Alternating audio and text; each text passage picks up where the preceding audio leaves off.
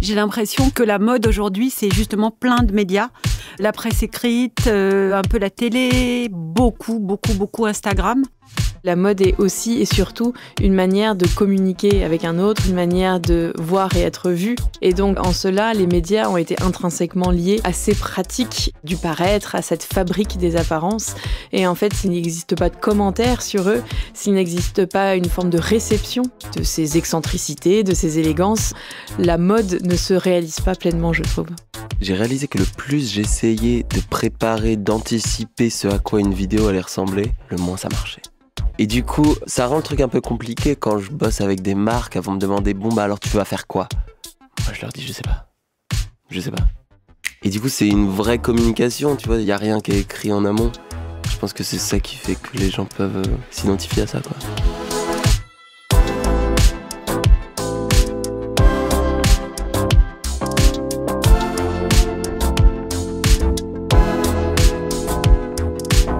Pourquoi le défilé de mode est-il un spectacle total? Quel rôle y jouent les égéries? Et comment la jeune création trouve-t-elle sa place dans l'univers de la mode créative? Dans cette nouvelle saison de Catwalk Calling, nous avons rencontré des designers, des commissaires d'exposition, des agents, des scénographes, afin de donner la parole à celles et ceux qui font la mode. À travers leurs analyses, leur sens esthétique, leur oreille musicale ou leur stratégie de communication, ces personnalités façonnent les contours d'une industrie créative hors du commun. Je suis Jeanne Balibar et vous écoutez Catwalk Calling saison 2, le podcast de la Fédération de la haute couture et de la mode.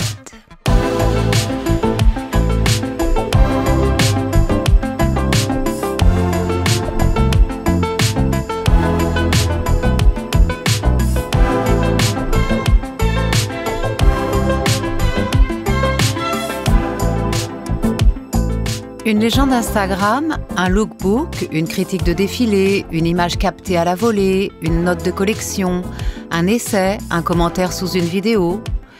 Plus que jamais, la mode se raconte, se partage et se décrypte. Si pendant de nombreuses années, la mode a fait de sa confidentialité l'essence de son ADN, elle se diffuse aujourd'hui de manière virale et passionne bien au-delà des frontières de son industrie. Aujourd'hui, l'information en matière de mode créative s'est diversifiée et ceux qu'on écoute sont autant rédacteurs professionnels qu'amateurs éclairés. Alors comment raconte-t-on la mode aujourd'hui ?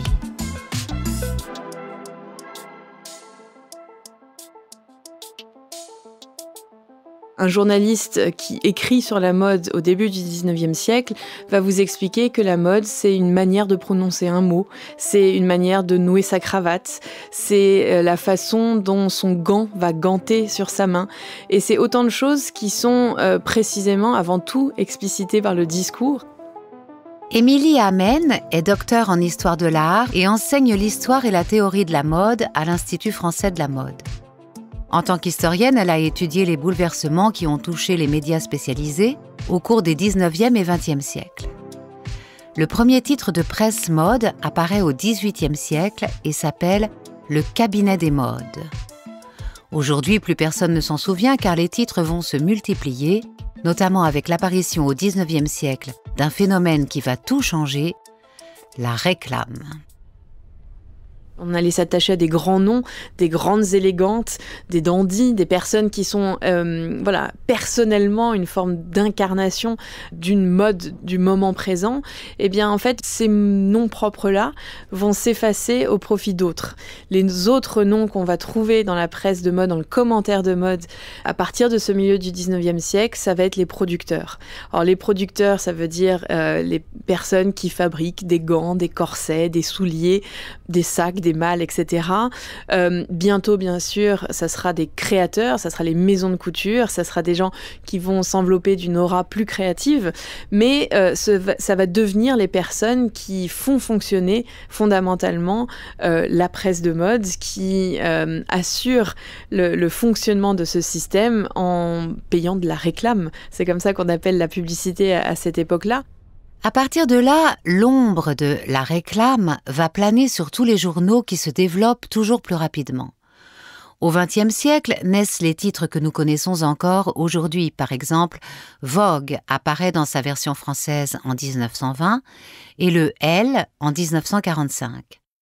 Cette presse éminemment visuelle va façonner le paysage médiatique de la mode. À partir des années 20, le langage va devenir de plus en plus visuel. Alors on a déjà bien sûr la place accordée dès ces premières années du XXe siècle. On va voir se multiplier dans la presse de mode des représentations photographiques qui vont coexister avec les gravures de mode qui déjà au XIXe siècle animaient et souvent en couleur la presse de mode. Mais cette primauté du visuel, le fait qu'on va plonger avant tout dans un langage de l'image, ça va vraiment prendre une importance tout à fait considérable à partir de ces années 10, 20, 30. Et là, finalement, la mode va devenir presque pleinement un langage visuel. M, le magazine du Monde, se situe dans cette filiation et pour parler le langage visuel de la mode, c'est à des photographes de renom comme Paolo Roversi ou Jürgen Teller qu'il confie ses pages. Aujourd'hui, M fait partie des grands titres de la mode. Le Monde était un journal très sérieux, politique, économie, international surtout, dans lequel on parlait assez peu de mode, même s'il y avait des journalistes comme Laurence Benaïm ou Anne-Laure Quiré qui ont beaucoup parlé de mode et qui ont écrit de très grands papiers qui étaient très fortes. Après, il y a eu un petit creux pendant quelques années, donc le Monde avait un peu perdu son magistère sur la mode. J'ai le sentiment que nous, aujourd'hui, grâce au travail que nous avons fait, et notamment le travail visuel avec ces grandes stylistes et ces grands photographes qui travaillent pour nous, j'ai l'impression qu'on est devenu un acteur important, respecté. Marie-Pierre Lannelong, rédactrice en chef et directrice de rédaction de M, est fière de ce travail collectif. C'est elle qui l'a créé il y a près de 15 ans. J'ai l'impression qu'effectivement, on est sur la carte, quoi, et que quand un créateur veut s'exprimer, il aimerait bien le faire dans M. Avoir une couve de M, c'est quand même important. Donc, je dirais, en essayant d'être le plus modeste possible, parce que c'est vraiment le travail de longues années, c'est un gros travail. Oui, je pense qu'on a réussi à mettre le Monde sur la carte de la mode. Au tournant des années 2000, on voit apparaître un nouveau média de mode, le blog. C'est à ce moment-là que se lancent, en France, les très influentes Garance Doré ou Jeanne Damas, entre autres. Elles inventent un journalisme mode proche des lecteurs, commentent les nouvelles tendances et donnent à voir une mode plus démocratique. Depuis 10 ans, c'est sur Instagram ou TikTok qu'on trouve les héritiers de ces blogueuses pionnières. Le blogueur n'a plus trop cours parce que le blogueur n'a plus besoin d'écrire, il a juste besoin de faire une photo qu'il poste sur Instagram et il arrobase des choses, c'est-à-dire qu'il crédite, tap for credit ils appellent ça je crois. Lias en est un parfait exemple. Pour lui, cette présence exclusive sur les réseaux est constitutive de son intégrité en tant que commentateur de mode. Quand on commence à rentrer dans le système, je trouve qu'on perd une indépendance de ton. Et c'est hyper intéressant de la garder. Lias est un créateur de contenu, mode, qui totalise plus de 300 000 abonnés sur Instagram. Il est un média à lui tout seul qu'il souhaite garder fondamentalement indépendant. En fait, j'ai commencé du coup sur Internet, dans ma chambre, à faire des vidéos, à parler de mode, en pensant pas forcément que j'allais réussir à un jour aller à un défilé, tu vois. Et quand ils ont commencé à m'inviter, du coup, j'ai un peu perdu en honnêteté. Je me suis dit, merde, maintenant que je rentre un peu dans le système, je vais devoir me taire. Sauf que moi, je peux pas me taire trop longtemps. C'est pas possible. Je suis trop... J'étais avec Jean-Paul Gaultier hier, il me disait, tu es un enfant terrible. Je pense que je suis un enfant terrible, on peut pas me faire taire trop longtemps. Donc au bout d'un moment, je me suis dit, écoute, j'étais pas invité avant. Si je le suis pas demain, c'est pas grave. Je vais continuer à te dire ce que j'ai à dire. Et j'ai continué. Et ils ont continué à m'inviter. Donc écoute, je vais continuer jusqu'à ce qu'ils continuent. Ce qu'il y a de commun entre les reviews irrévérencieuses de Lias et les articles très illustrés de M, le magazine du Monde, c'est leur goût de l'analyse, de l'interprétation. Pour ça, il faut donner voix aux vêtements. Là encore, les techniques varient. Au début, quand je commençais à parler de mode, à faire des reviews de shows, j'essayais vraiment de comprendre ce que le designer avait voulu dire. Donc, je regardais les show notes, les press releases, tout ça, et pour essayer d'avoir la vision la plus proche de ce qu'il avait dans la tête ou ce qu'elle avait dans la tête. Et après, en fait, j'ai commencé à parler avec des designers et j'ai réalisé qu'ils me disaient « Non mais en fait, ce qu'on veut, c'est ton interprétation, on s'en fout. On s'en fout de moi, ce que j'avais en tête. Je veux ton interprétation, c'est ça qui est intéressant. » Les show notes dont Liaz parle sont aussi appelées notes de collection.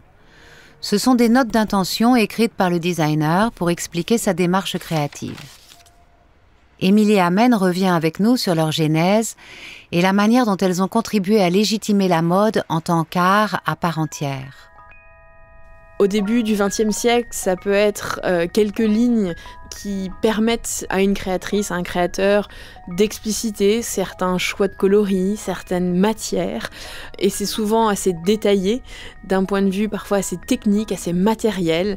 Et on va parler de manière parfois un petit peu amusée de poésie couturière. On va voir se développer au fur et à mesure du XXe siècle et au fur et à mesure que la création de mode va pleinement rencontrer la création contemporaine, l'art contemporain. On va voir ces notes de défilé prendre une dimension peut-être un peu plus réflexive, assurément plus créative. On les caractérise aujourd'hui avec cet anglicisme de show notes. C'est tout simplement des notes de collection. Et ça peut devenir aussi un moment d'une rare intelligence. Parfois, c'est une prise de parole avec une autrice ou un auteur. Et on sent aussi cette passerelle tendue vers le monde des lettres, vers le monde des idées. Ça peut être aussi un philosophe. On l'a beaucoup vu avec Alessandro Michele, qui a ce goût pour la philosophie. Émilie Amen fait ici référence aux contributions du philosophe Emanuele Coccia sur les collections d'Alessandro Michele. La mode, comme n'importe quelle forme d'art, s'inscrit dans son époque et une collection peut être empreinte de réflexions tant philosophiques que sociologiques ou profondément politiques. Durant la Paris Fashion Week 2025, le show du designer Duran Lantink a particulièrement marqué Liaz. Mika, elle a ouvert avec cette poitrine d'homme et Chandler, il a fermé le défilé avec une poitrine de femme. Et du coup, je pense dans la société actuelle, avec tout ce qui se passe aux States, comment on essaye de revenir à juste 2 identités de genre et de supprimer la voix des trans, je pense que c'est hyper important d'être politique, de faire passer un message. Et moi, c'est le message que j'y ai lu. C'est peut-être pas le message que Duran avait en tête, mais c'est celui que j'y ai lu.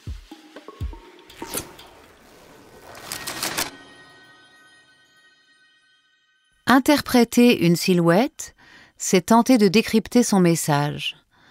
Enquêter sur la mode pour les journalistes de M, le magazine du Monde, peut parfois être une tâche ardue.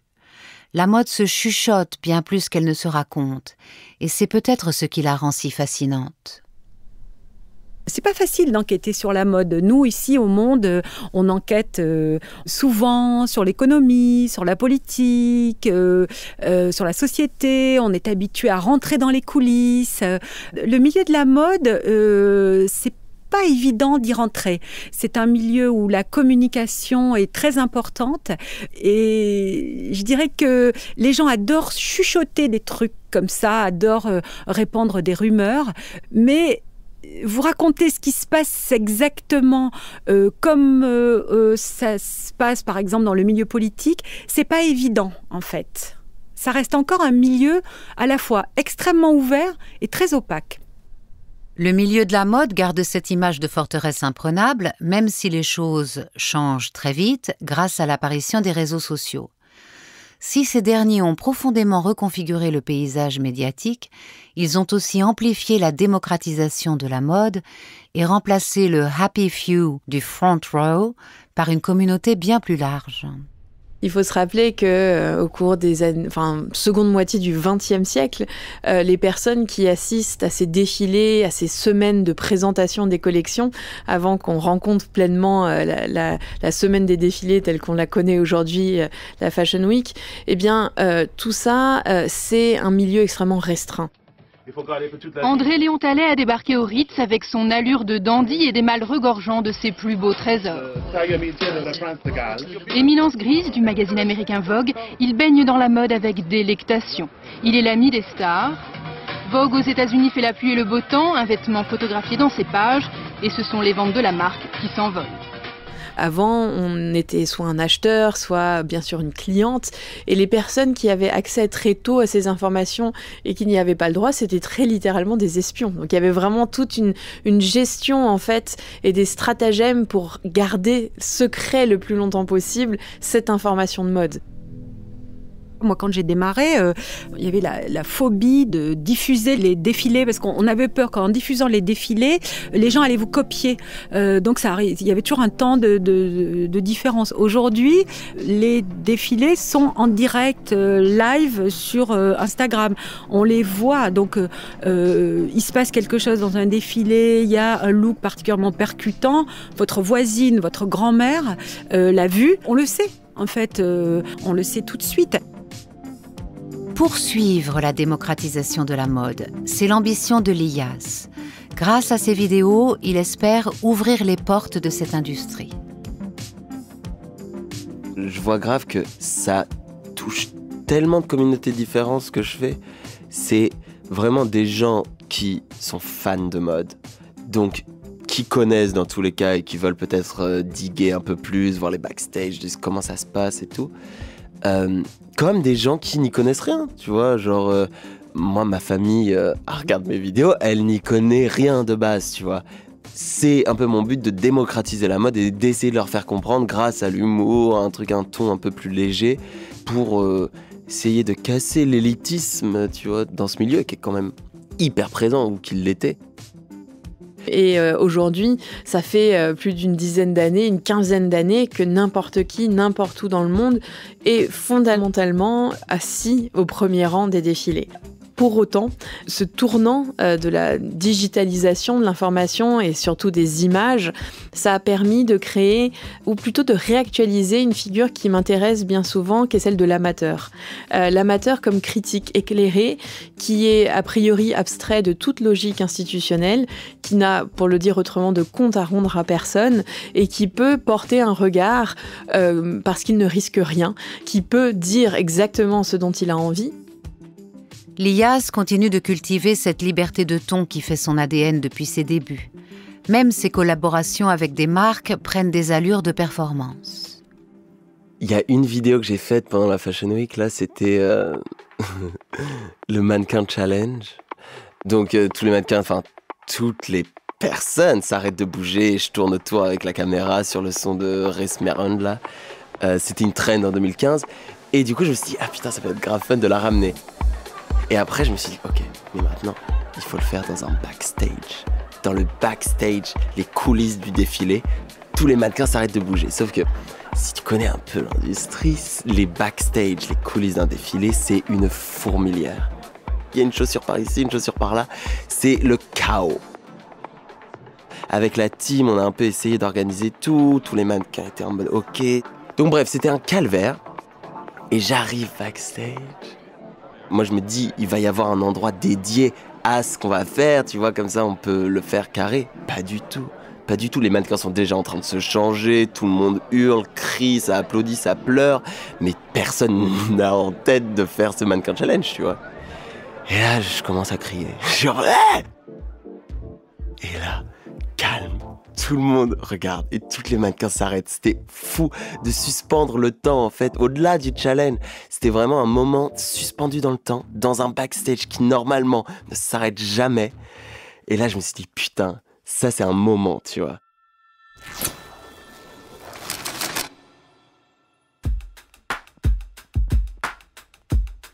Pour les médias traditionnels, l'enjeu d'une prise de parole sur les réseaux est tout autre. M, le magazine du Monde, y voit un moyen de diversifier ses contenus tout en affirmant son identité. Donc nous, on est très présent sur Instagram et maintenant, on aimerait développer d'autres choses comme la vidéo, mais ça demande, ça demande beaucoup de temps, ça demande un peu plus de monde sans doute, mais ça demande surtout de savoir exactement ce qu'on va y faire. Ça demande de trouver notre mode d'expression, quelque chose qui nous ressemble, qui soit très, très fidèle à ce que nous sommes éditorialement. Nous aussi, on est une marque en fait. Il faut être très fidèle à ce que nous sommes. On ne peut pas faire n'importe quoi quand on est M, le magazine du Monde. Pour Émilie Amen, ce sont ces différences d'approche, de ton et de choix éditoriaux qui font la richesse du paysage médiatique de la mode. Tous ces canaux d'information sont complémentaires et chacun correspond à un moment, à une temporalité de l'information. Il n'y a donc pas de concurrence quand il s'agit de mode. À l'issue de la Fashion Week de Paris, par exemple, quand on a une sorte de recul qui peut intervenir, parfois une semaine, 10 jours ou plus, c'est aussi un autre temps de réception et un autre temps de réaction. Et je pense que là encore, on est sur des enjeux de complémentarité. On a peut-être tous envie de savoir à quoi ressemblait le dernier défilé Louis Vuitton dans l'instant même où il est présenté, de savoir s'il y avait un chanteur, un danseur ou que sais-je, qui se produisait dans l'instant présent et que ça façonnait quelque chose de frappant avec les mannequins. Mais on est aussi très content, 10 jours plus tard, d'avoir cette vision panoramique, d'avoir cette prise de hauteur aussi. Voilà, il n'y a rien de mieux ici que l'écrit pour mettre à distance précisément ce surplus de stimuli visuels.